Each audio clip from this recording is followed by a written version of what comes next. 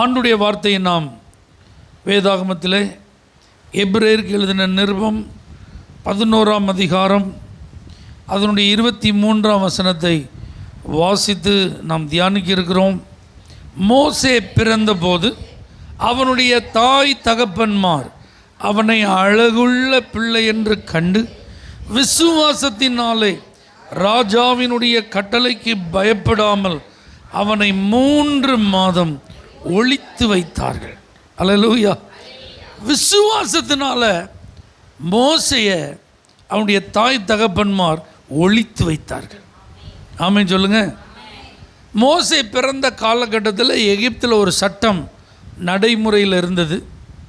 அது என்ன அப்படின்னா, யோசேப்பை அறியாத ஒரு பார்வோன் ஆட்சி செய்ததினால இந்த இஸ்ரவேலின் அபரிமிதமான வளர்ச்சியையும் எண்ணிக்கை கடங்காத பெருக்கத்தை அவன் பார்த்தபோது ஒரு பெரிய உபாய தந்திரம் தீட்டினான்.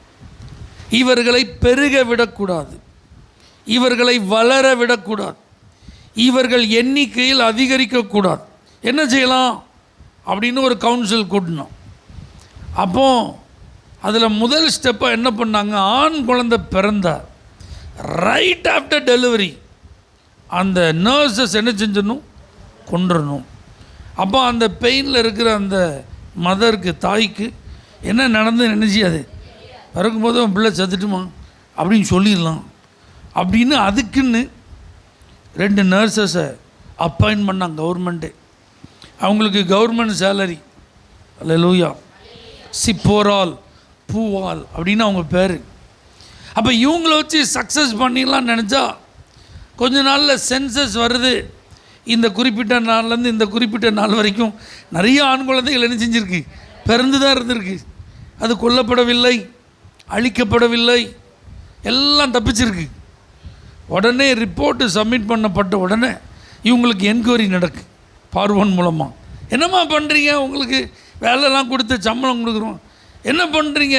அவங்க சொல்கிறாங்க, ஐயா நீங்கள் நினைக்கிற மாதிரி அந்த பெண்கள் எகிப்திய பெண்களைப் போல கிடையாது. அந்த எபிரேய பெண்கள் பலம் உள்ளவர்கள். நாங்கள் பிரசவம் பார்க்க போகிறதுக்கு முன்னாடி குழந்தை பிறந்துடுது, அதுக்கப்புறம் எப்படியா கொல்ல முடியும்ட்டான். அல்லேலூயா. இப்போ பிளான் பிக்கு வந்துட்டான். ஒரு பிளான் நினச்சில ஒர்க் அவுட் ஆகலை, இப்போ பிளான் பி. அந்த பிளான் பி தான் என்னது, இனி ஆம்பளை பிள்ளை பிறந்தால் பரவாயில்ல.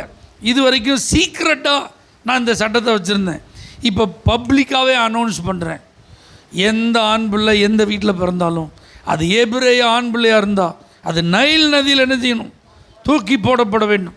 இது பார்வோனால் பிறப்பிக்கப்படும் கட்டளைன்ட்டான். அதே மாதிரி நடந்தது. அல்லேலூயா. எப்படி இருந்திருக்கு நீங்கள் கொஞ்சம் யோசிச்சு பாருங்க. இன்றைக்கி இருக்கிற ஸ்கேனிங் சிஸ்டம்லாம் அன்றைக்கி கிடையாது. அப்படி தானே? நம்ம நாட்டில் கருவில் இருக்கிற குழந்தை ஆனா பெண்ணா அப்படின்னு கேட்குறதும் தப்பு, சொல்கிறதும் தப்பு. நீங்கள் ஹாஸ்பிட்டல்ஸுக்கு போனீங்கன்னா ஒரு பெருசாகவே அதை எழுதி என்ன செஞ்சுருப்பாங்க, போட்டிருப்பாங்க. ஆனால் வெளிநாட்டிலலாம் அப்படி கிடையாது. கரு என்னென்னு என்ன செஞ்சிடறாங்க, கருவில் இருக்கும்போதே இது ஆனா பெண்ணான்லாம் சொல்லிடுறாங்க. அவங்க நாட்டில் அப்படி இருக்குது, நம்ம நாட்டில் அப்படி இல்லை. இதெல்லாம் சிஸ்டம் இருக்கிறதுனால. அன்றைக்கி அந்த டெக்னாலஜி கிடையாது. அப்போ எப்படி இருக்கும், குழந்தை பிறக்கிற வரைக்கும் அந்த ஆம்பளை பிள்ளையா பொம்பளை பிள்ளையான்னு தெரியாது. நம்ம ஊரில் நிறைய பாட்டிமார் உண்டு. இந்த பாட்டிமாரெலாம் நிறைய வைத்தியம் பார்க்குற ஆட்களில் கில்லாடிகள். இந்த ஆட்கள் அந்த பிள்ளையை பார்க்கும்போது, அந்த வயிறு சைஸை பார்க்கும்போதே அவங்க சொல்லுவாங்க, வயிறு பெருசாக இருந்தால் பொம்பளை பிள்ளை, வயிறு சின்னதாக இப்படி கூம்பு மாதிரி இருந்தால் ஆம்பளை பிள்ளை. அல்லேலூயா. ஆனால் சில நேரத்தில் இதுவும் தப்பிடுது. சின்ன வயிறாக இருந்து பொம்பளை பிள்ளை என்ன செஞ்சிருது, பிறந்துடுது. எப்படியோ அந்த நாட்களில் அதுவும் கண்டுபிடிக்க முடியாது என்ன. ஆனால் பாருங்கள், வேறு வழியே கிடையாது. பிறந்த ஆண் பிள்ளைகள் எல்லாரும் நைல் நதியில் வேறு வழியே இல்லாமல் தூக்கி எறியப்பட்டார்கள். அநேக ஆண் குழந்தைகள் இப்படி கொல்லப்பட்டார்கள். இப்படி துயரம் நிறைந்த ஒரு சூழ்நிலையில் லேவி குடும்பத்தில் ஒரு குழந்தை பிறக்குது. அல்லேலூயா. குழந்தை பிறந்தால் அந்த குழந்தை பார்க்குறதுக்கு எப்படி இருக்குது, ரொம்ப அழகாக இருக்குது. நைல் நதியில் தூக்கி வீசுறதுக்கு என்ன இல்லை, மனசு இல்லை. அதனால இந்த தாய் தகப்பன்மார் பெற்றோர் இருக்காங்க பார்த்தீங்களா, அவங்க ஒழிச்சு வச்சாங்க. இப்போ வசனம் எப்படி இருந்திருக்கலாம்? அவன் அழகாக இருந்ததுனால ஒழிச்சு வச்சாங்க, அந்த குழந்தைய கொஞ்ச நாள் பார்த்துக்கிடுவோம். இந்த அழகை 2 பிள்ளைகள் ஏற்கனவே இருக்குது, அந்த பிள்ளைகள்கிட்ட இல்லாத அழகு இந்த பிள்ளைகிட்ட இருந்தது என்னமோ தெரில. அதனால் என் பிள்ளை ரொம்ப அழகாக இருந்ததுனால ஒழிச்சு வச்சேன் அப்படி எழுதலை. அல்லேலூயா. ஐயோ இந்த பிள்ளைய நான் 10 மாதம் சுமந்தேனே அப்படிங்கிற அந்த பாசத்தினால ஒழிச்சு வச்சேன்னு என்ன செய்யல, எழுதவில்லை. ஆமென். குடல் கொதிக்குதியா, எப்படியா என் கையால் தூக்கி போட முடியும், அதனால் வேறு வழி இல்லாத சூழ்நிலை வரட்டும் பார்த்துக்கலாம், அதனால ஒழிச்சு வச்சாங்க அப்படி என்ன செய்யலை, எழுதப்படவில்லை. ஆமென் சொல்லுங்க பார்க்கலாம். அல்லேலூயா. இந்த குழந்தை 3 மாதம் ஒழித்து வைக்கப்பட காரணம் விசுவாசம். அவங்க தாய் தகப்பன்மார்ட்ட இருந்த விசுவாசம். நல்லா புரிஞ்சுக்கோங்க, இந்த குழந்தையை காப்பாற்ற முடியாது, இந்த குழந்தை கண்டிப்பாக கொல்லப்பட வேண்டும், இந்த குழந்தைக்கு வாழ்வு கிடையாது, இந்த குழந்தைக்கு எதிர்காலம் கிடையாது, இந்த குழந்தையால் இந்த உலகத்தில் ஜீவிக்க முடியாது, இந்த குழந்தை இந்த சட்டத்தின்படி கண்டிப்பாக நைல் நதியில் தூக்கி போடப்பட்டே ஆக வேண்டும். அதுதான் அன்னைய நிலைமை. ஆனால் விசுவாசம் இதில் இருந்தெல்லாம் காப்பாற்றிட்டு. அது மாதிரி தான் இன்றைக்கி நான் உங்கள்கிட்ட சொல்கிறேன், உங்கள் வாழ்க்கையினுடைய சூழ்நிலை எப்படினாலும் இருக்கலாம், இவங்களை நம்ம காப்பாற்றவே முடியாது. மருத்துவ உலகம் கைவிடலாம், பிரபலமான மருத்துவர்கள் அவங்க சொல்லலாம், உங்கள் கையில் இருக்கிற ரிப்போர்ட்ஸ் சொல்லலாம், இத்தனாவது ஸ்டேஜ் வந்துட்டு இன்னும் அவ்வளோதான், பரவிட்டு ஒன்றுமே என்ன செய்ய முடியாது, செய்ய முடியாது, இனிமே நாட்களை எண்ண வேண்டிய சூழ்நிலை வந்துட்டு இத்தனை மாதத்துக்கு மேலே உயிரோடு என்ன செய்ய முடியாது, இருக்க முடியாது, இந்த பிரச்சனையை மாட்டிட்டீங்களா இனிமே நீங்கள் வெளியில் வரவே முடியாது, இந்த சூழ்நிலையாக இனிமே நீங்கள் தப்பவே முடியாது, இந்த பாதிப்பாக உங்களை யாராலும் காப்பாற்றவே முடியாது இருக்கலாம். ஆனால் விசுவாசம்னு ஒன்று இருந்தால் கண்டிப்பாக நமக்கு அங்கே ஒரு வழி இருக்குது, கண்டிப்பாக அதில் ஒரு அற்புதம் இருக்குது, கண்டிப்பாக அதில் மாற்றம் இருக்குது. மற்ற குழந்தைகள் தூக்கி எறியப்பட்டது போல் இந்த குழந்தை என்ன செய்யலை, தூக்கி எறியப்படலை. காரணம் விசுவாசம். அப்போ இன்றைக்கி நமக்கு தேவை விசுவாசம். அல்லேலூயா. நம்ம விசுவாசம் அப்படிங்கிறத நன்கு அறிந்திருக்கிறோம். விசுவாசித்தால் தான் தேவ மகிமையை காண முடியும். வசனம் நமக்கு நல்லா தெரியும். விசுவாசம் இல்லாமல் தேவனை பிரியப்படுத்த முடியாது, அதுவும் நமக்கு உறுதியாக தெரியும். நாம் விசுவாசிக்க வேண்டும் என்று கற்றுக் கொடுக்கப்பட்டிருக்கப்படினால நமக்கு விசுவாசத்தை விட்டுறக்கூடாதுங்கிற ஒரு அவேர்னஸ், விழிப்புணர்வு நமக்கு என்ன செய்யுது, இருக்கிறது. ஆனால் இந்த விசுவாசம் நமக்கு ப்ராக்டிக்கலாக இருக்கா, நடைமுறையில் இருக்கா, நம்மளால் அதை கைக்கொள்ள முடியுதான்னு வரும்போது தான் நம்ம தடுமாறுகிறோம், அங்கே தான் நம்ம சறுக்குகிறோம். அல்லேலூயா. அங்கே தான் நம்முடைய விசுவாசத்தில் அளவு அப்படின்னு ஒன்று வரும்போது அது என்ன செய்ய ஆரம்பிச்சிருது, குறைய ஆரம்பிச்சிருது. அல்லேலூயா. அப்போ இன்றைக்கி நம்ம விசுவாசத்தை விட்டுறக்கூடாது. நம்ம கேட்குற அந்த வசனத்தின் மூலம் நம்முடைய விசுவாசத்தில் இன்னும் உறுதியாக போகிறோம், நம்ம விசுவாசத்தில் இன்னும் வளர போகிறோம், இந்த விசுவாசம் நமக்குள்ளே பெருக போகிறது. அல்லேலூயா. நீங்கள் விசுவாசம் அப்படிங்கிற ஒன்றை உங்கள் கையில் நீங்கள் வச்சுருந்தீங்கன்னா கண்டிப்பாக அது உங்களுக்கு ஒரு ஆசீர்வாதத்தை தருங்கிறத அறிந்திருந்தும் இன்னும் அனுபவிக்க முடியாத நிலையில் இருக்கிறவங்க தான் இன்றைக்கி நான் பேசிகிட்டு இருக்கேன். ஐயா, உள்ளத்தில் என்ன இருக்குது, விசுவாசம் இருக்குது. வாயில் என்ன இருக்குது, விசுவாச அறிக்கை இருக்குது. ஜெபம் பண்ணும்போது ஆண்டவரை நோக்கி விசுவாசத்தோடு விண்ணப்பம்லாம் நான் பண்ணுறேன், ஆனால் என்னால் என்ன செய்ய முடியல, அற்புதத்தை அனுபவிக்க முடியல, நன்மையை சுதந்திரிக்க முடியல, ஒரு சுகம் எனக்கு பெற்றுக்கொள்ள முடியாத நிலையில் இருக்குது, ஒரு பிரச்சனை அதுக்கு சொல்யூஷனே இல்லை, தீர்வே இல்லை, ஒரு பாதிப்பு, அதுலேருந்து என்னால் வெளியில் வரவே முடியல. ஆனால் ஃபெய்த் இருக்குது, விசுவாசம் இருக்குது. அல்லேலூயா. ஆனால் அந்த விசுவாசத்தை கிரியையில் என்னால் என்ன செய்ய தெரில, காட்ட தெரில. ஆனால் இந்த பெற்றோர் தங்களுடைய விசுவாசத்தை ஆக்ஷனில் காட்டியிருக்காங்க. ஆமென் சொல்லுங்கள் பார்க்கலாம். குழந்தை இன்னைக்கு பாருங்கள் உள்ள சூழ்நிலையில் ஒரு வீட்டில் ஒரு புதுமண தம்பதிகள் கன்சீவ் ஆகிட்டாங்க அப்படின்னா உடனே சென்சஸ் போயிடுது. அதை உடனே நீங்கள் கவர்மெண்ட்டுக்கு என்ன செய்யணும், அப்டேட் பண்ணணும். அல்லேலூயா. அப்போ இப்படி சட்டம் போட்டு அந்த நாட்களில் கண்டிப்பாக சென்சஸ் எடுத்துருப்பாங்களா, எடுத்துருக்க மாட்டாங்க, கண்டிப்பாக எடுத்துருந்துருப்பாங்க. அப்போது இப்போ ஆண் குழந்தை பிறந்துட்டு அப்படின்னா அந்த குழந்தைய எப்படியாவது கண்டுபிடிச்சி அதை நைல் நதியில் தூக்கி போடணுங்கிறதுல தான் அவங்க கண்ணில் விளக்கெண்ணெய் ஊற்றி நினைச்சிக்கிறாங்க, அணைஞ்சிட்ருக்காங்க. அப்போ இப்போ விசுவாசம்னு பேசிகிட்டு இருக்கிறதுல பிரயோஜனம் இல்லை, விசுவாசத்தை செயல்படுத்தி ஆகணும். அல்லேலூயா. அப்போ இந்த விசுவாசத்தை செயல்படுத்த அந்த பெற்றோர் என்ன செய்கிறாங்க? அவங்க ஒளிச்சு வைக்கிறாங்க. இதுதான் இன்றைக்கி நமக்கு தேவை. அன்னைக்கு மோசையை காப்பாற்ற இந்த குழந்தை அந்த பெற்றோர் ஒளிச்சு வச்சதுனால அதனுடைய ரிசல்ட்டு பாருங்கள், 30 லட்சம் ஜனங்களுக்கு அவன் ரட்சகனாக மாறிட்டான். உங்கள் விசுவாசத்தை மட்டும் ஆக்ஷன் பிளானில் நீங்கள் கொண்டு வந்துட்டீங்கன்னா அது உங்களுக்கு மட்டும் இல்லை, இன்னும் ஒரு கூட்ட மக்களுக்கு அது சாட்சியாக ஆசீர்வாதமாக மாறிடும். உங்கள் வாழ்க்கையில் கர்த்தர் செய்கிற அந்த ஒரு அற்புதம் பாருங்கள். எந்த அரண்மனையில் அந்த குழந்தைகள், குறிப்பாக எபிரேய ஆண் குழந்தைகள் நைல் நதியில் வீசப்பட வேண்டும் என்று சொல்லப்பட்டதோ, சட்டம் பிறப்பிக்கப்பட்டதோ, அதே அரண்மனையில் இந்த 3 மாதம் ஒளித்து வைக்கப்பட்ட குழந்தை வளர்ந்தான். அல்லேலூயா. ஒரு ஆக்ஷன் பிளான் பாருங்கள். அந்த 3 months அந்த ஃபெய்த்தில் அவங்க எடுத்து வைத்த ஒரு step, the very first step நீங்கள் எடுத்து வச்சிங்கன்னா the second step is God's work. அது தேவனுடைய செயல், அது அவருடைய வழி நடத்துதல், அது அவருடைய கிரியையாக இருக்கும். ஆனால் முதல் ஸ்டெப் யார் தான் எடுத்து வைக்கணும்? நம்ம தான் எடுத்து வைக்கணும். அதை தான் கர்த்தர் நம்மிடத்தில் எதிர்பார்க்கிறோம். அப்போ எந்த பெற்றோர், அன்றைக்கு வாழ்ந்த எபிரேய குடும்பத்தில் ஆண் குழந்தையை பெற்ற வேறு எந்த பெற்றோரும் எடுத்து வைக்காத ஒரு விசுவாச படியை இந்த குடும்பம் எடுத்து வச்சுதுங்க. அதனால அந்த குடும்பத்தின் பிள்ளையை கர்த்தர் காப்பாற்றினார். அந்த குடும்பத்தின் பிள்ளைய ராஜ வாழ்க்கை வாழ வைச்சார். அந்த குடும்பத்தின் பிள்ளைய ஒரு பெரிய இரட்சகனை கர்த்தர் உருவாக்கினார். தேவன் தம்முடைய கரத்தில் எடுத்து பயன்படுத்தும் ஆயுதமாக அவன் இன்றைக்கும் பேசப்படுகிறான். ஆமென் சொல்லுங்கள். அப்போ நீங்கள் விசுவாசத்தில் எடுத்து வைக்கும் ஒரு ஸ்டெப் ஒரு பெரிய அற்புதத்திற்கான கதவை திறக்கும். நம்ப முடியாத ஒரு காரியம் நடக்குங்க. பார்வோன் அரண்மனையில் அந்த குழந்தை வளருது அப்படின்னா யார் நம்புவோம்? அது ஒரு ஹீப்ரு மேல் பேபி, ஒரு இஜிப்சியன் சைல்டுனாலும் பரவாயில்ல, adopted child, okay, let it be. அது ஒரு எகிப்திய குழந்தை இருந்தால் ஓகே, ஆனால் அது எகிப்திய குழந்தை கிடையாது, அது ஒரு எபிரே குழந்தை. அப்போ இதெல்லாம் யாருங்க ஏற்றுக்கொள்வா? இதெல்லாம் யார் அனுமதிப்பான்? ஆனால் நடந்திருக்கு. அந்த ராஜா அன்னைக்கு ஏற்றுக்கொண்டிருக்கிறான். அன்னைக்கு அந்த ராஜா தன்னுடைய மகள் அந்த குழந்தையை வளர்க்க அனுமதித்திருக்கிறான். இதற்கெல்லாம் என்ன காரணம்? ஒரு பெற்றோர் விசுவாசத்தில் அவர்கள் எடுத்து வைத்த ஒரு படி. ஆமென். இது மாதிரி உங்கள் வாழ்க்கையில் நீங்கள் முதலாவது ஒரு ஸ்டெப்பை விசுவாசத்தில் எடுத்து வச்சிடணும். ஆமென் சொல்லுங்கள் பார்க்கலாம். நல்லா புரிஞ்சுக்கோங்க. இப்போ நம்ம கீழ்த்தளத்திலேருந்து மேல் தளத்துக்கு போகணும். முதல் ஃப்ளோர்லேருந்து செகண்ட் ஃப்ளோருக்கு என்ன செய்யணும்?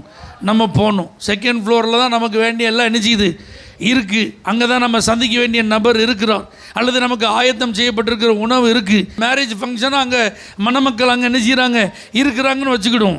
அங்கே எல்லாமே நமக்கு தெரியுது, அங்கே தான் எல்லாம் நடக்குதுன்னு. ஆனால் நம்ம எங்கே இருக்கோம்? கீழே இருக்கோம். அவங்க எங்கே இருக்காங்க? இந்த ரெண்டையும் கனெக்ட் பண்ணுறதுக்கு என்ன இருக்குது? படி இருக்குது. அல்லேலூயா. அப்போ இந்த படியில் எடுத்து நம்ம தான் என்ன செய்யணும்? காலை வைக்கணும். ஓகே, படியை விட்டுருங்க. இந்த காலத்தில் லிஃப்ட் இருக்குது. லிஃப்ட் இருந்தாலும் நம்ம தான் போய் லிஃப்ட் என்ன செய்யணும்? ஓப்பன் பண்ணி உள்ளே நம்ம தான் என்ன செய்யணும்? போகணும். உள்ளே போய் நம்ம பட்டனை அமுக்கிட்டோம்னா அது பாட்டு என்ன செஞ்சோம். இப்படி நாம் எடுத்து வைக்கிற ஸ்டெப்பு தான் கிரியை. அதனால தான் பைபிள் சொல்லுது, கிரியை இல்லாத விசுவாசம் செத்தது. அதனால ஒரு பிரயோஜனம் கிடையாது. நம்ம வாயால் பேசிகிட்டு இருக்கிறதுல ஒரு லாபமும் இல்லை. அது தேவை தான். விசுவாசத்தை அறிக்கையிடுவது ரொம்ப முக்கியம்தான். ஆனால் அதை செயல்படுத்துவது அதை விட முக்கியம். அல்லேலூயா. அப்போ செயல்படுத்துவதற்கு ஒரு துணிச்சல் தேவை உங்களுக்கு. இந்த பெற்றோருக்கு அந்த துணிச்சல் இருந்துங்க. அவங்க அரச கட்டளைக்கு என்ன செய்யலை, பயப்படாமல் அப்படின்னு எழுதியிருக்கு பார்த்தீங்களா? அப்போ தைரியம் தானே, அப்போ ஒரு துணிச்சல் தானே, ஒரு அசாதாரணமான ஒரு முரட்டு நம்பிக்கை தானே. இதை மாதிரி விசுவாசத்தில் நமக்கு இருக்கணும், தைரியம் இருக்கணும். விசுவாசத்தில் ஸ்டெப் எடுத்து வைக்கிறதுக்கு துணிச்சல் இருக்கணும். அல்லேலூயா. அப்போ இன்றைக்கி ஆண்டவர் அப்படிப்பட்ட ஒரு கிரியையை நம்மிடத்தில் எதிர்பார்க்கிறார். அது எந்த விஷயமா இருந்தாலும் பரவாயில்ல. ஆண்டவர் நமக்கு நிறைய வசனங்களை தந்திருக்கிறார், நிறைய சாட்சிகள், மேகம் போன்ற இத்தனை திரளான சாட்சிகள்னு ஏகப்பட்ட பரிசுத்தவான்களின் வாழ்க்கையை கர்த்தர் வைத்திருக்கிறோம். நம்முடைய கண்களுக்கான இந்த பூமியில் நிறைய பேர் என்ன செய்கிறாங்க, ஆசீர்வதிக்கப்பட்டவர்கள், அற்புதங்களை பெற்றவர்களை குறித்த நற்சாட்சியை நம்ம பார்க்குறோம், கேட்குறோம். அப்போ இதெல்லாம் கேட்டுட்டு பார்த்துட்டு அமைதியாக நம்ம உட்காந்துட்டு இருந்தோம்னா ஒன்றும் நடக்காது. அதனால தான் பாருங்கள், சில பிரசங்கியார்கள் சில விசேஷத்தை கூடுகையில் அற்புதங்களுக்காக ஜெபிக்கும்போது, குறிப்பாக குழந்தை பாக்கியத்திற்காக ஜெபம் பண்ணும்போது அவங்க சொல்கிறாங்க, நீங்கள் வீட்டில் போய் உங்களுக்கு ஆண் குழந்தை வேணும்னா ஆண் குழந்தைக்கான ட்ரெஸ்ஸை வாங்கி வைங்க, பெண் குழந்தை வேணும்னா பெண் குழந்தைக்கான ட்ரெஸ்ஸை வாங்கி வைங்க. சில பெற்றோர் எங்களுக்கு ட்வின்ஸ் வேணுமாங்க, அப்போ ட்வின்ஸ் வேணும்னா 2 குழந்தைகளுக்குள்ள ட்ரெஸ்ஸையும் சேர்த்து வாங்கி வைங்க. அதில் ஒன்று ஆண் ஒன்று பெண்ணா அப்படி சேர்த்து வாங்க. இப்படிலாம் ஏன் சொல்கிறாங்க? விசுவாசத்தை செயல்படுத்துறதுக்கு தான். கரு உண்டாக்கட்டும், அதுக்கப்புறம் பார்த்துக்கிடும். கரு தங்கட்டும், அதுக்கப்புறம் பார்த்துக்கிடும். அல்லேலூயா. இப்படி கிடையாது. விசுவாசத்தில் அடியெடுத்து வைப்பது என்பது இப்படி தான். அதனால தான் நிறைய பேருக்கு இது பார்க்குறதுக்கு வேடிக்கையாக இருக்கும். ஆனால் அதை விசுவாசத்தோடு செய்கிறவர்களுக்கு அது அற்புதத்திற்கான வாசலாக இருக்கும். இந்த மாதிரி ஒவ்வொரு காரியத்திலையும் நீங்களும் நானும் விசுவாசத்தில் துணிஞ்சு என்ன செய்யணும் பாருங்கள். பர்திமை என்கிற ஒரு மனிதன் இயேசு வருகிறார் என்பதை கேள்விப்படுகிறான். இயேசுவே, தாவீதின் குமாரனே, எனக்கு இறங்குன்னு கூப்பிட்றான். அவனுக்கு உடனே வாசல் திறந்துருந்துதா? உடனே வாய்ப்பு கொடுக்கப்பட்டதா? அவனை பார்த்து சொல்கிறாங்க, உன் வேலை என்ன? தர்மம் எடுக்கிறது. பேசாமல் அம்மா தாயே தர்மம் போடுங்கம்மான்னு பேசிட்டு வாங்குறத வாங்கிட்டு கிடைச்சதை வச்சுட்டு வீட்டுக்கு சாயங்காலம் போகிற வழியை பார்ப்பியா? அவரை கூட்டிருக்க, பேசாமல் இரு அப்படின்னா அதட்டினாங்கன்னு பைபிள் சொல்லு. ஆனால் பைபிள் அதோடு நிறுத்தப்படலை. அவன் சரித்திரத்தை அவன் முன்னிலும் அதான் ஸ்டெப்பு. அல்லேலூயா. அவனுக்கு கண்ணு தெரியாது, அவன் முன்னாடி யார் வாரான்னு தெரியாது, இவன் கூப்பிட்டா யாராவது அடிப்பாங்களா அவனுக்கு தெரியாது, அவன் வாய் யாராவது பொத்துனா யார் பொத்துறான்னு நினச்சியாது. இப்படிலாம் அவன் நினச்சிருந்தான்னா எனக்கே பார்வையில் நான் ரோட்டு ஓரத்தில் உட்காந்துருக்கிறேன், போகிற போக்கில் இன்னும் 4 மிதிச்சிட்டு போயிட்டாங்கன்னா நான் என்ன செய்வேன் அப்படிலாம் யோசிச்சிருந்தானா அவன் முன்னிலும் அதிகமாக கூப்பிட்டுருப்பானா? அப்போ நம்ம விசுவாசம் அப்படிங்கிறத செயல்படுத்த ஆரம்பிச்சிட்டோம்னா முன்னிலும் அதிக தீவிரமாக நம்ம இருக்கணும். ரிப்போர்ட்டை பார்த்தோன்னே முந்தி இருந்த விசுவாசம் காணாமல் போயிட்டு இப்போ என் உள்ளமே சோர்ந்து போச்சு, என் இருதயமே கரைஞ்சி போச்சு, எனக்கு இருந்த கொஞ்சம் நெஞ்ச நம்பிக்கையும் இல்லாமல் போச்சு. இப்படி தான் நம்ம வாழ்க்கை இருக்குது. எதிர்மறையான காரியங்களை பார்க்கும்போது, சாதகம் இல்லாத சூழ்நிலைகளை பார்க்கும்போது விசுவாசம் உங்களுக்குள்ளே இருந்தால் நீங்கள் தீவிரம் காண்பிக்கிறவர்களாக மாறணும், நீங்கள் துணிச்சலோடு செயல்படுகிறவர்களாக மாறணும். இப்போ நடந்தது என்ன? இயேசு சொல்கிறார், நிறுத்தி அவனை என்கிட்ட கூட்டுவாங்கன்றார். இப்போ இயேசு ஒன்று அழைக்கிறாருன்னா பைபிளில் நீங்கள் பாருங்கள், அவன் தன் மேல் வஸ்திரத்தை எரிஞ்சிட்டு வரான்ருக்கு. அல்லேலூயா. ஏன்னா அன்றைக்கி பார்வையற்றவர்கள் இப்படி அவங்க தங்களுடைய வாழ்க்கையை நடத்துவதற்காகவே அவங்களுக்கு ஒரு யூனிஃபார்ம் மாதிரி ஒரு ட்ரெஸ்ஸு, ஓவர் கோட் என்ன செஞ்சுருக்கு, கொடுக்கப்பட்டிருந்துருக்கு. இப்போ இவன் இயேசுநாதர்கிட்ட வாரான். எதுக்கு வாரான்? இது வரைக்கும் மற்றவங்கள்ட்ட கேட்ட மாதிரி பணம் கேட்க வரல. அல்லேலூயா. இது வரைக்கும் மற்றவங்க உதவி செஞ்ச மாதிரி இவர் ஏதாவது பார்த்து பாராமல் நமக்கு பரிதாபப்பட்டு இறக்கப்பட்டு ஏதாவது தருவார் அப்படி ஒரு எண்ணத்தோடு மனநிலையோடு வரல. இப்போ நான் இயேசு என்னை அழைத்ததுனால அவர்கிட்ட போகிறேன். இனிமேல் நான் பார்வையற்றவனாக இருப்பதில்லை. ஆகவே பார்வையற்றவர்கள் அணியும் இந்த மேல் வஸ்திரம் எனக்கு தேவைப்பட போகிறது இல்லை. அதனால் இதை நான் தூக்கி எறிஞ்சிட்டேன் அப்படின்னு தூக்கி எறிஞ்சிட்டு போகிறான். ஆண்டவர் அவன்கிட்ட கேட்குறாரு, உனக்கு என்ன செய்யணும்பா? நான் பார்வை அடையணும் உன் விசுவாசத்தின்படி. அல்லேலூயா. உன் விசுவாசம் தான் உன்னை ரட்சித்ததுப்பா, நீ பார்வையாடுன்ட்டார். அவனுக்கு பார்வை வந்துட்டு. அப்போ யோசிச்சு பாருங்க, இந்த நேரத்தில் அவனுக்கு யாராவது பக்கத்தில் சப்போர்ட் பண்ணி தானே அவனை கூட்டிகிட்டு போயிருக்கணும், கையை பிடிச்சி தானே கூட்டிகிட்டு போகணும். இவன் ஓவர் கோட்டை கழுத்தும் போது, ஏன்பா ஓவர் கோட்டை கழுத்துற, அதை போட்டுக்கோப்பா. கோட்டை கழுத்தி தூக்கி எறிஞ்சிட்டேன்னா உனக்கு இன்னொரு கோட்டெலாம் புதுசாக யாரும் நினைச்ச மாட்டாங்க. ரோட்டில் நடமாட்டம் அதிகமாக இருக்குது, காலில் மிதிச்சு என்ன செஞ்சிட போகிறாங்க, ஏதாவது கந்தல் குழம்ப மாற்றிட போகிறாங்கப்பா. நீ ஓவர் ஆர்வத்தில் அணிச்சியாத காட்டாதப்பா, கொஞ்சம் அடக்கி வாசிப்பா அப்படிலாம் அணிஞ்சிருக்கலாம், சொல்லியிருக்கலாம். சொன்னாங்களா சொல்லலையா நமக்கு தெரில. ஆனால் அவன் எதையுமே இப்போ சட்டம் பண்ணலை, தூக்கி எறிஞ்சிட்டு போயிட்டான். அது மாதிரி நீங்கள் விசுவாசத்தில் ஒரு ஸ்டெப்பு எடுத்து வைக்கிறீங்கன்னா இந்த மாதிரி நலம் விரும்பிகள் நிறைய பேர் என்ன செய்வாங்க. அப்போ ஒரு பக்கம் நமக்கு எதிர்ப்பாகவும் இருப்பாங்க, இன்னொரு பக்கம் நமக்கு ரொம்ப அன்பாகவும் இருப்பாங்க. இது ரெண்டுமே டேஞ்சர். அல்லேலூயா. எதிர்ப்பாக இருக்கிறது இருக்கிற நம்பிக்கையும் காலி பண்ணிடும். அன்பாக இருக்கிறது கொஞ்சம் நம்ம எந்திரிச்சு வரணும்னு நினைக்கிறதையும் நம்முடைய பலவீனத்தை கருத்தில் கொண்டு நம்ம மேலே உள்ள அன்பின் நிமித்தம் அக்கறை நிமித்தம் தான் பேசுகிற மாதிரி பேசி என்ன செஞ்சிருவாங்க.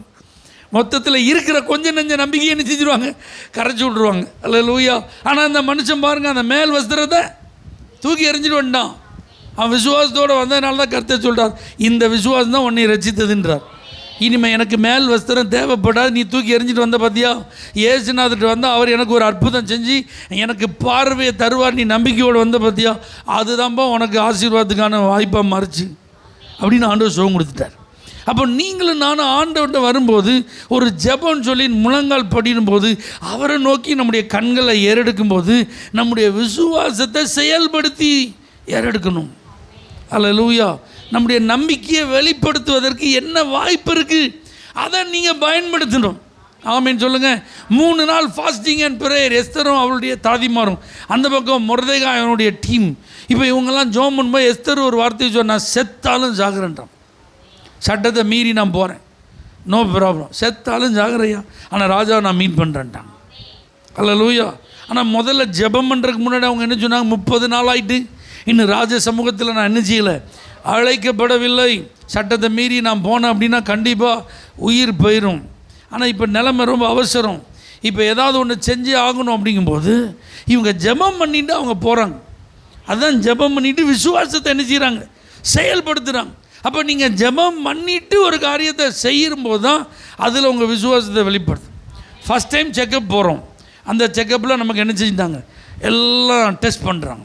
எல்லாம் டெஸ்ட் பண்ணிட்டு இது இப்படி இருக்குது, இந்த மாதிரி இருந்தால் இந்த மாதிரி செய்யணும் அப்படின்னு அவங்க ஒரிஜினலாக என்னென்ன இருக்கோ அதுக்கு ஏற்ற காரியத்தை என்ன செய்கிறாங்க சொல்கிறாங்க. Okay, no problem. ஒரு 15 டேஸ் கழித்து இந்த டேப்லெட்டெல்லாம் சாப்பிட்டுட்டு நீங்கள் என்ன செய்யுங்க, மறுபடி செக்கப்புக்கு வாங்க, அதுக்கப்புறம் நம்ம பார்த்துக்கிட்டு ஃபர்தராக என்ன பண்ணலான்னு சொல்லிட்டாங்க.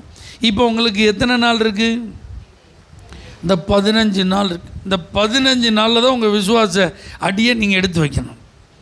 அல்லேலூயா. ஆமீன் சொல்லுங்கள் பார்க்கலாம். அதுக்காக நீங்கள் மருந்து மாத்திரையை தூக்கி போட்டுருங்க, ஆஸ்பத்திரிக்கு போகாதீங்க, டாக்டர் சொல்கிறதெல்லாம் நம்பாதீங்க அப்படிலாம் நான் சொல்லலை. மருந்து மாத்திரையை சாப்பிடுங்க, டாக்டர் சொன்ன ரிப்போர்ட்ஸ் படி ஒரு பக்கம் இருந்தாலும் நீங்கள் தொடர்ந்து விசுவாசத்தோடு ஜெபம் பண்ணுங்கள். இந்த முதல் பரிசோதனையுடைய ரிசல்ட் இப்படி இருக்குது, ஆனால் இப்போ நான் விசுவாசத்தோடு ஜெபம் பண்ணிவிட்டு நான் போகிறேன். கர்த்தர் எனக்கு வாக்குத்தத்தம் பண்ணியிருக்கிறார், எனக்கு ஒரு வாதையும் வராது. அல்லேலூயா. இஸ்ரவேல் கோத்திரத்தில் பலவீனப்பட்டவன் ஒருவன் இருந்ததில்லை. எகிப்தியருக்கு வரப்பண்ணின வாதையில் ஒன்றை நான் உனக்கு வரப்பண்ணேன். உன் அப்பத்தையும் தண்ணீரை ஆசீர்வதித்து வியாதியை உன்னை விட்டு விலக்குவேன். நானே உன் பரிகாரியாகிய கர்த்தர். அவருடைய தழும்புகளாலே குணமான அவர் வசனத்தை அனுப்பி அவர் குணமாக்கி அழிவுக்கு என்ன செய்கிறாரு, விளக்குகிறார். அல்லேலூயா. இதெல்லாம் எனக்காக சிலுவையில் என்னுடைய இயேசு என்னுடைய பாவங்களை மாத்திரமல்ல என்னுடைய நோய்களையும் சுமந்திருக்கிறார். அப்போ இந்த பலவீனம் வந்தது எதற்காக, இந்த வியாதி வந்தது எதற்காக, இதற்கு மத்தியில் ஆண்டவர் எனக்கு அற்புத சுகம் தந்தார் என்று அநேகருக்கு நான் சாட்சி சொல்ல, இயேசு இன்றைக்கும் குணமாக்குகிறார் என்பதற்கு நான் ஒரு அடையாளம். அல்லேலூயா. நான் கர்த்தருடைய செய்கைகளை விவரிப்பதற்கு இது எனக்கு ஒரு வாய்ப்பு.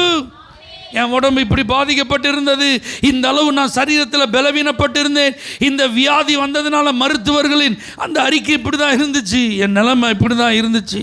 ஆனால் கர்த்தரை நோக்கி நான் ஜெபித்தேன், விசுவாசத்தோடு அவருடைய அற்புத சுகத்திற்காக காத்திருந்தேன். ஆண்டவர் என்னை குணமாக்கினார் என்று நீங்களும் நானும் சொல்கிறது தான். அல்லேலூயா.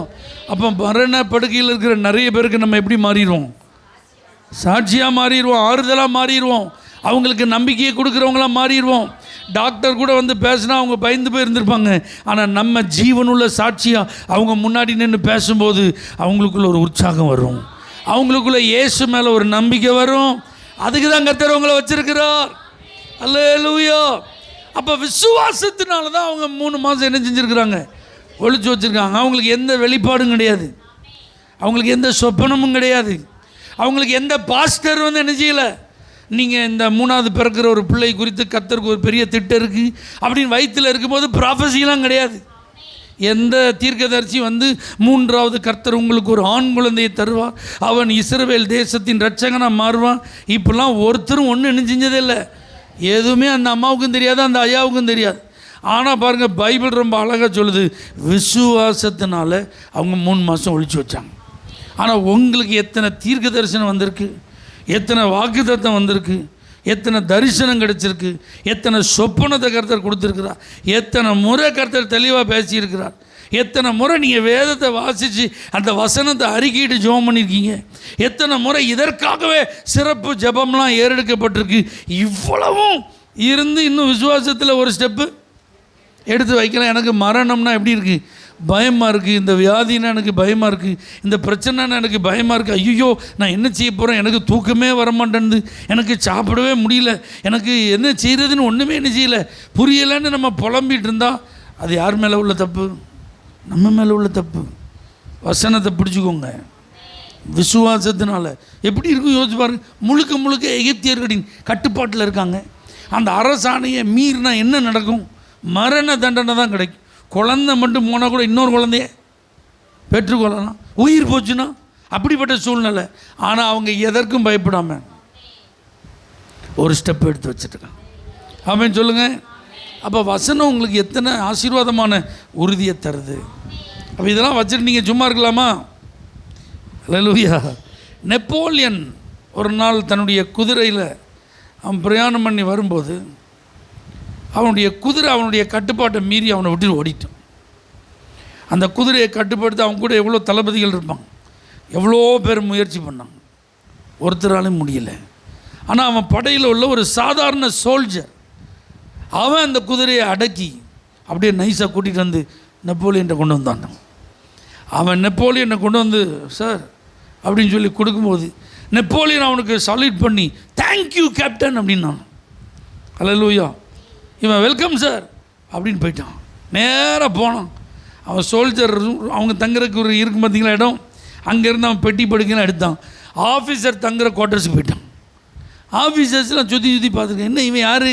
சாதாரண சோல்ஜர், இவன் எதுக்கு இங்கே வாரான்? இவனை யார் இங்கே வர சொன்னான்? ஹேய், நீ தங்குற இடம் இது கிடையாதுப்பா, உன் இடம் அங்கே இருக்குது, நீ ஏன் இங்கே வர அப்படின்னு சொல்லும்போது அவன் சொன்னான்னா, நெப்போலியன் என்னை பார்த்து கேப்டன் சொல்லிட்டாரு. இப்போ நான் சோல்ஜர் கிடையாது, நான் கேப்டன். அல்லேலூயா. வசனம் உங்களை என்னமா சொல்லுது? நீங்கள் நோயாளின்னா சொல்லுது, நீங்கள் அடிமைகள்னா சொல்லுது, நீங்கள் பரிதாபமான ஆள்னா சொல்லுது, நீங்கள் சாதாரணமானவங்கன்னா சொல்லுது, நீங்கள் ஒன்றும் இல்லாதவங்கன்னா சொல்லுது, உங்களுக்கு ஒன்றுமே செய்ய முடியாதுன்னா சொல்லுது. நம்ம ஆசீர்வதிக்கப்பட்டவர்கள், நம்ம அவருடைய பிள்ளைகள், சுதந்திரவாளிகள். அல்லேலூயா. முன் குறிக்கப்பட்டவர்கள், பரிசுத்த ஜாதி, ராஜரீக ஆசாரிய கூட்டம், தெரிந்து கொள்ளப்பட்டவர்கள், 1000 தலைமுறைகளுக்கு ஆசீர்வாதமாக மாற போகிறவங்க, வாளாக இருக்காமல் தலையாக இருக்க போகிறவங்க, கீழே இருக்காமல் மேலே இருக்க போகிறவங்க. அல்லேலூயா. நம்மளை குறித்து பைபிள் நிறைய சொல்லியிருக்கும் போது விசுவாசத்தோடு நீங்கள் தான் நினச்சிக்கணும். நான் இப்போ பெட்டி படுக்கையெல்லாம் தூக்கிட்டு அந்த ஆஃபீஸர்ஸ் பங்களாக்கு போனேன், அங்கே என்னை உள்ளே விடுவாங்களா அப்படி இவன் நினச்சிருந்தா விடுவாங்களா? ஏன்னா வார்த்தை யார்கிட்டருந்து வந்திருக்குமா? தலைவர்கிட்டருந்து வந்திருக்கு. வசனம் உங்களுக்கு யார் கொடுத்துருக்கா? கர்த்தரில் எழுதி கொடுத்துருக்கிறாரு. பரிசுத்த ஆவியானவரில் உங்கள் நலனை கருத்தில் கொண்டு, உங்கள் எதிர்காலத்தை கருத்தில் கொண்டு, உங்கள் வாழ்க்கை குறித்த நோக்கத்தை வெளிப்படுத்த அவர் வசனத்தை கொடுத்துருக்கும் போது நீங்கள் பயந்துட்டும் கலங்கிட்டும் இன்றைக்கும் நாளைக்கும் ஒன்று பரிதாபமாக உட்காந்துட்டு இருந்தீங்கன்னா அது நம்ம தப்பு. ஸ்டெப் எடுத்து வைங்க, விசுவாசத்தோடு அடி எடுத்து வைங்க. வாழ்ந்திருப்பீர்கள், சுகமாயிருப்பீர்கள், ஆசீர்வாதமாயிருப்பீர்கள், நன்மையை காண்பீர்கள், விடுதலை அடைவீர்கள், விசாலத்திலே கொண்டு வரப்படுவீர்கள், ஜெபங்களுக்கு பதிலை பெற்றுக்கொள்வீர்கள், ஆண்டவருடைய ஆசீர்வாதத்திற்கு பங்குள்ளவர்களாய் மாறுவீர்கள். தேவ திட்டம் உங்கள் வாழ்க்கையில் நிறைவேறும். உங்களை மட்டுமல்ல, உங்கள் மூலமாக ஒரு கூட்டத்தையே கர்த்தர் ஆசீர்வதிப்பார். கண்களை மூடி நாம் ஜெபிப்போம். ஆண்டவர்கிட்ட சொல்லுங்கள், ஏசப்பா நான் விசுவாசத்தோடு அடி எடுத்து வைக்க எனக்கு உதவி செய்யும். எத்தனை பேர் அதை சொல்ல விரும்புகிறீங்க? உங்கள் வலது கருத்தை உயர்த்தி துணிச்சலா தைரியமாக விசுவாசத்தை செயல்படுத்த எனக்கு கிருபை தாரும் ஆண்டவரே. ஆபிரகாம் விசுவாசித்தான். எப்படி? ஆண்டவர் சொன்ன இடம் எங்கன்னு தெரியாது, ஆனால் அந்த புறப்பட்டு போகும்போது அந்த இடமே தெரியல, ஆனாலும் புறப்பட்டு போனோம். இப்படி தான் துணிச்சலாக அடி எடுத்து வைப்பது. அல்லேலூயா. கர்த்தர் உங்கள் மேலே ஒரு பெரிய கிருபை வைத்திருக்கிறார், ஒரு நல்ல திட்டத்தை வைத்திருக்கிறார். உங்கள் வாழ்க்கை குறித்து அவர் ஒரு ஆசீர்வாதமான நோக்கத்தை வைத்திருக்கிறார். நீங்கள் விசுவாசத்தோடு செயல்பட்டால் அதில் மகிமையை பார்ப்பீங்க, அதில் முன்னேற்றத்தை பார்ப்பீங்க, அதில் வளர்ச்சியை பார்ப்பீங்க, அதில் நன்மையை ருசிப்பீங்க. ஆண்டவர் உங்களை மட்டுமல்ல, உங்கள் மூலமாக அநேகரை ஆசீர்வதிப்பார். கிருபை நிறைந்த தேவனே, விசுவாசத்தோடு நாங்கள் அடி எடுத்து வைக்க எங்களுக்கு உதவி செய்யும். வசனம் எங்களை என்ன சொல்லுது? கிறிஸ்துவுக்குள் நாங்கள் யார்? எங்களுடைய ஆசீர்வாதங்கள் வேதத்திலிருந்து எப்படி கொடுக்கப்பட்டிருக்கிறது? இதெல்லாம் புரிஞ்சு அடி எடுத்து வைக்க, விசுவாசத்தில் வளர, பலப்பட எங்களுக்கு கிருபை செய்யும். இயேசுவின் நாமத்தில் பிதாவே, ஆமென்.